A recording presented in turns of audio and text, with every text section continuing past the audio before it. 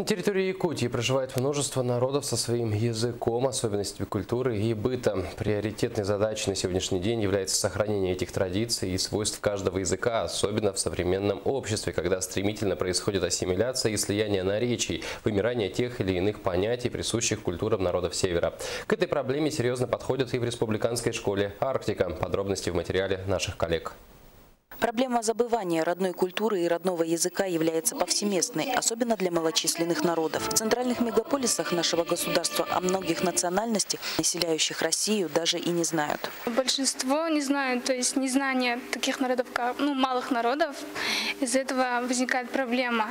То есть и хочется, чтобы все люди знали, что у нас многонациональная страна. Программы экспериментальной школы-интерната «Арктика» для малочисленных народов Якутии направлены на достаточно глубокое изучение родного языка и культуры представителями разных этносов. В нашей школе обучается 125 учеников, но большая часть это эвенки.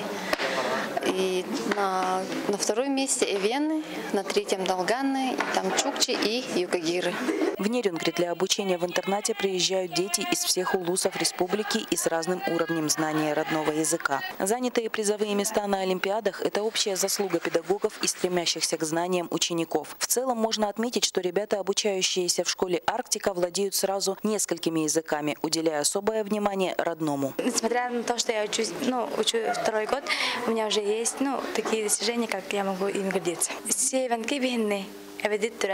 По национальности эвенкика, и язык нужно учить, потому что он теряется, и нас становится мало из-за этого, и мы теряемся наш родной язык, и мы должны изучать его, чтобы продолжить свой род. Всегда родной язык в любом другом месте всегда нам дает силу, надежду.